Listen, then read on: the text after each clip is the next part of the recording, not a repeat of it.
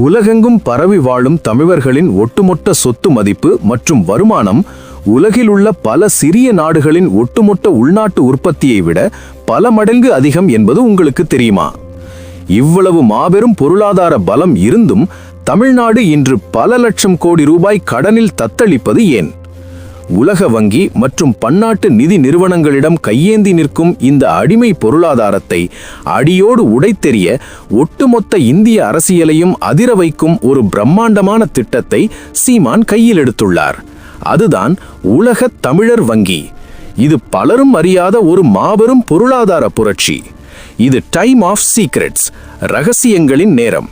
இது போன்ற மறைக்கப்பட்ட அரசியல் உண்மைகளையும் ரகசியங்களையும் தொடர்ந்து தெரிந்து கொள்ள சப்ஸ்கிரைப் செய்யுங்கள். தமிழ்நாடு இன்று தொழில் வளர்ச்சியில் முன்னணியில் இருப்பதாக புள்ளி விவரங்கள் கூறினாலும் அதற்காக நாம் கொடுக்கும் விலை மிக அதிகம். பன்னாட்டு நிறுவனங்களை தமிழ்நாட்டில் தொழில் தொடங்க அரசுகள் பல லட்சம் கோடி ரூபாய் மதிப்புள்ள வரிச் சலுகைகளை அள்ளிக் கொடுக்கின்றன. நம்முடைய விளைநிலங்கள், நம்முடைய நதிநீர், நம்முடைய மின்சாரம் மற்றும் மனித உழைப்பு அனைத்தையும் மிக குறைந்த விலையில் அவர்களுக்கு தாரை வார்க்கிறோம். முடிவில் அவர்கள் ஈட்டும் பல்லாயிரம் கோடி ரூபாய் லாபம் முழுவதும் எந்த தடையும் இன்றி எந்த ஒரு பயனும் நம் மக்களுக்கு இல்லாமல் வெளிநாடுகளுக்கே சென்று விடுகிறது. அது மட்டுமின்றி மாநிலத்தின் உள்கட்டமைப்பு திட்டங்களான சாலை விரிவாக்கம், குடிநீர் திட்டங்கள் மற்றும் மின்சார திட்டங்கள் போன்றவற்றுக்காக உலக வங்கி, ஆசிய வளர்ச்சி வங்கி போன்றவற்றிடம் கடுமையான நிபந்தனைகளுடன் அரசு தொடர்ந்து பெருந்தொகையை கடனாக பெற்று வருகிறது. இந்த உலகளாவிய நிதி நிறுவனங்கள் தங்களின் கடனுக்காக தமிழ்நாட்டின் கல்விக் கொள்கையிலும் பொருளாதார கொள்கையிலும் நேரடியாக தலையிடும் மாபெரும் அபாயம் உள்ளது. இதன் விளைவாக இன்று தமிழ்நாட்டில் பிறக்கும் ஒவ்வொரு குழந்தையின் தலையிலும் பல பத்தாயிரக்கணக்கான ரூபாய் பொதுக்கடன் சுமத்தப்பட்டுள்ளது. இந்த மாய வலையை, இந்த நவீன பொருளாதார அடிமைத்தனத்தை முற்றிலுமாக உடைக்க வேண்டும் என்பதுதான் சீமான் முன்வைக்கும் தற்சார்பு பொருளாதாரத்தின் அடிப்படை நோக்கமாகும். டெல்லியில் சென்று வரிப்பணத்திற்காக காத்திருப்பதையும் பன்னாட்டு முதலாளிகளிடம் முதலீட்டிற்காக கெஞ்சுவதையும் நிறுத்திவிட்டு மாற்று வழியை அவர் தேடியபோது உருவான அதிநவீன செயல் திட்டம்தான் உலக தமிழர் வங்கி.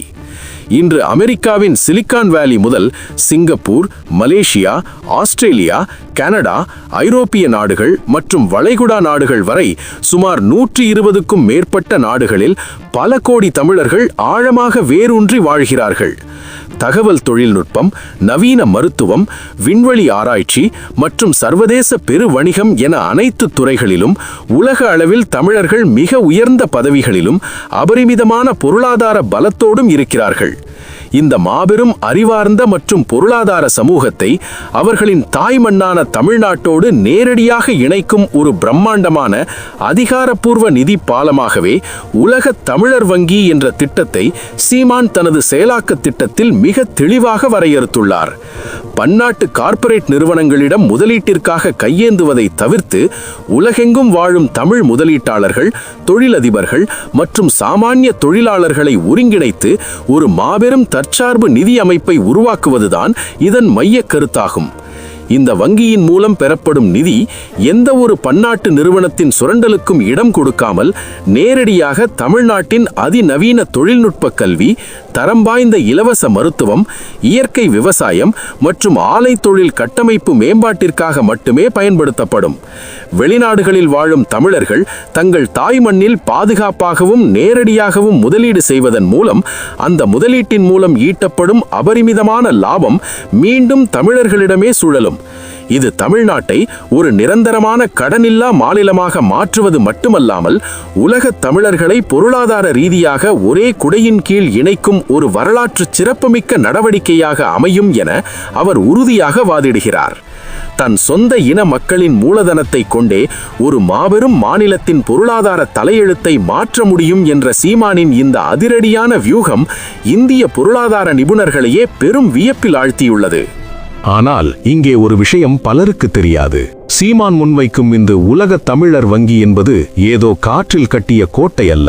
உலக வரலாற்றை சற்று உற்று நோக்கினால் தங்களது தாய் நாட்டை விட்டு உலகம் முழுவதும் சிதறிக் கிடந்த யூதர்கள் இஸ்ரேல் என்ற ஒரு பலம் வாய்ந்த நாட்டை பொருளாதார ரீதியாக கட்டமைக்க பயன்படுத்திய அதே மாபெரும் வியூகம்தான் இது.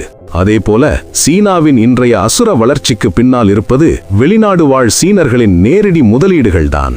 ஆனால் தமிழ்நாட்டில் நிலைமை முற்றிலுமாக தலைகீழாக இருக்கிறது. தங்கள் தாய் மண்ணில் தொழில் தொடங்கவும் நேர்மையாக முதலீடு செய்யவும் பல லட்சம் வெளிநாடு வாழ் தமிழர்கள் இன்றும் தயாராக இருக்கிறார்கள்.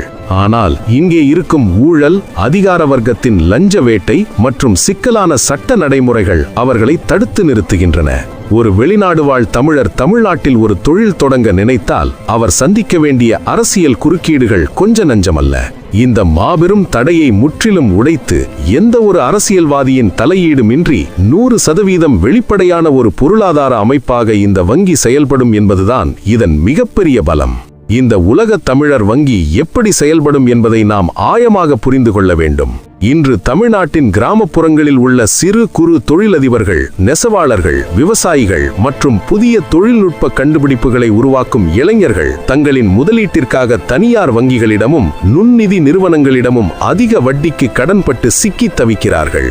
உலக தமிழர் வங்கி அதிகாரப்பூர்வமாக உருவாக்கப்படும் போது வளைகுடா நாடுகளில் கொளுத்தும் வெயிலில் வியர்வை சிந்தி உழைக்கும் ஒரு சாமானிய தமிழனின் சேமிப்பும், அமெரிக்காவில் உள்ள ஒரு பன்னாட்டு நிறுவனத்தின் தமிழ் சிஇஓவின் மாபெரும் முதலீடும் நேரடியாக தமிழ்நாட்டின் இந்த அடித்தட்டு மக்களின் தொழில் வளர்ச்சிக்கு எந்தவித இடைத்தரகர்களும் இன்றி கடனாக வழங்கப்படும். உதாரணத்திற்கு, ஒரு கிராமத்தில் உள்ள இளைஞர்கள் இணைந்து ஒரு மதிப்பு கூட்டப்பட்ட விவசாய பொருட்களை உற்பத்தி செய்யும் தொழிற்சாலையை தொடங்க நினைத்தால் அவர்களுக்கு தேவையான பல கோடி ரூபாய் மூலதனத்தை இந்த உலக தமிழர் வங்கி மிக குறைந்த வட்டியில் அல்லது முதலீட்டு பகிர்வு முறையில் வழங்கும். இதன் மூலம் கிடைக்கும் லாபம் அந்நிய கார்ப்பரேட் நிறுவனங்களுக்கு போகாது. மாறாக அது முதலீடு செய்த அந்த தமிழனுக்கே நியாயமான லாபமாக திரும்பச் செல்லும். இது ஒரு தற்சார்பு சுழற்சி முறையிலான பொருளாதார கட்டமைப்பு. அது மட்டுமல்லாமல் கல்விக்காக ஏழை மாணவர்கள் தனியார் வங்கிகளில் கல்வி கடன் பெற்று படித்து முடித்த பின் வேலை இல்லாமல் கடனை அடைக்க முடியாமல் தற்கொலை செய்து கொள்ளும் அவல நிலை இன்று தமிழகத்தில் பரவலாக உள்ளது. உலக தமிழர் வங்கி உருவானால் மாணவர்களுக்கு வட்டியில்லாத கல்வி கடன்களை வழங்கி அவர்கள் படித்து முடித்து சொந்தமாக தொழில் தொடங்கும் வரை அரவணைக்கும் ஒரு தாயாக அது செயல்படும் என்று சீமான் கூறுகிறார். இந்த திட்டம் சீமானால் அறிவிக்கப்பட்ட போது வழக்கம் போலவே ஆளும் வர்க்கமும் சில ஊடகங்களும் இதை கடுமையாக கேலி செய்தன. இது இந்திய பொருளாதார சட்டங்களுக்கு எதிரானதென்றும் இந்திய ரிசர்வ் வங்கியின் விதிகளுக்கு முரணானதென்றும் நடைமுறைக்கு சிறிதும் சாத்தியமில்லாதது என்றும் கடுமையாக விமர்சித்தன. ஆனால் மாற்று சிந்தனை கொண்ட பொருளாதார நிபுணர்களும் வெளிநாடுகளில் உள்ள பலம் வாய்ந்த தமிழ் அமைப்புகளும் இதை ஒரு மாபெரும் பொருளாதார விடுதலையாகவே பார்க்கிறார்கள்.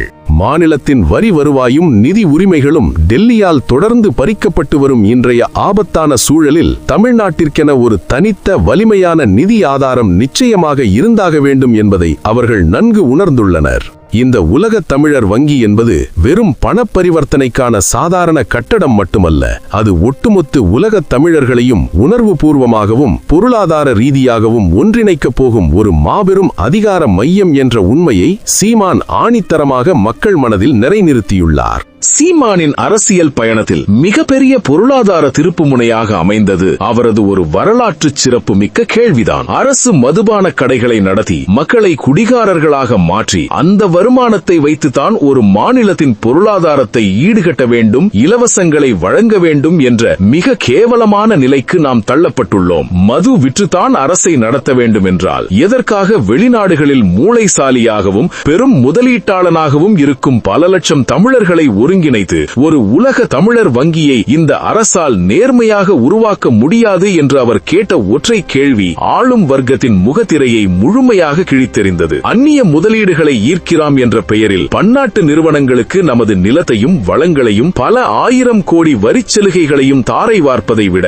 நம் ரத்த உறவுகளான உலக தமிழர்களின் முதலீட்டை பெற்று அந்த அபரிமிதமான லாபத்தை நம் தாய் மண்ணிலேயே நிலைநிறுத்துவதுதான் உண்மையான வளர்ச்சி என்று அவர் ஆணித்தரமாக வாதிட்டார். டெல்லியின் தயவை எதற்கும் எதிர்பாராமல் அந்நிய முதலாளிகளின் காலில் முதலீட்டிற்காக விழாமல் தன் தேசிய இனத்தின் மாபெரும் பொருளாதாரத்தை தன்னினமே தன்னிச்சையாக தீர்மானிக்கும் அந்த தற்சார்பு நிலைப்பாடுதான் பல்லாயிரம் படித்த இளைஞர்களை அவர் பக்கம் அணிவகுக்கச் செய்த மாபெரும் ஈர்ப்பு சக்தி. இது வெறும் கட்சி தத்துவம் அல்ல, இது பல நூற்றாண்டுகளாக அடிமைப்பட்டு கிடக்கும் ஒரு தேசிய இனத்தின் விழிப்புணர்வு முழக்கம். இப்போது இந்த ஆவணப்படத்தை பார்க்கும் உங்களுக்கான ஒரு மிக முக்கியமான கேள்வி, உலகமய மயமாக்கல் மற்றும் இந்திய ரிசர்வ் வங்கியின் கடுமையான கட்டுப்பாடுகளுக்கு மத்தியில் உலக தமிழர் வங்கி என்ற இந்த மாபெரும் தற்சார்பு பொருளாதார திட்டத்தை சீமான் கூறுவது போல தமிழ்நாட்டில் முழுமையாக நடைமுறைக்கு கொண்டு வர முடியுமா? அல்லது மாநில சுயாட்சியை முழுமையாக பெற்றால் மட்டுமே இது சாத்தியமா? ஒருவேளை இது சாத்தியமானால் தமிழ்நாட்டின் பொருளாதாரம் எந்த அளவிற்கு உலக அரங்கில் உயரும் என நீங்கள் நினைக்கிறீர்கள்? உங்களின் நேர்மையான மற்றும் ஆழமான கருத்துக்களை கீழே உள்ள கமெண்ட் பகுதியில் மறக்காமல் விரிவாக பதிவு செய்யுங்கள். உங்களின் ஒவ்வொரு வரலாற்று பூர்வமான வாதமும் இந்த உலகளாவிய பொருளாதார விவாதத்தை அடுத்த கட்டத்திற்கு உறுதியாக நகர்த்தும். வரலாறு நமக்கு கற்பிக்கும் மிகப்பெரிய பாடம் ஒன்றுண்டு. எந்த ஒரு தேசிய இனம் தனக்கென ஒரு சொந்த பொருளாதார கட்டமைப்பை கொண்டிருக்கவில்லையோ அந்த இனம் என்றாவது ஒரு நாள் நிச்சயம் அரசியல் ரீதியாகவும் அடிமைப்படுத்தப்படும். உலக தமிழர் வங்கி என்பது வெறும் பொருளாதார திட்டம் அல்ல, அது ஒரு தேசிய இனத்தின் மாபெரும் விடுதலைக்கான திறவுகோல். சீமானின் இந்த உலகளாவிய தொலைநோக்கு பயணம் முழுமையான வெற்றியை பெறுமா என்பதை வரும் காலமும் ஒட்டுமொத்த உலக தமிழர்களின் ஒற்றுமையும் தான் இறுதியாக தீர்மானிக்க வேண்டும். அதிகாரத்தில் இருப்பவர்கள் எப்போதுமே மாற்று சிந்தனைகளைக் கண்டு அஞ்சுவார்கள். ஆனால் அந்த சிந்தனைகள் தான் வரலாற்றை மாற்றியமைக்கின்றன.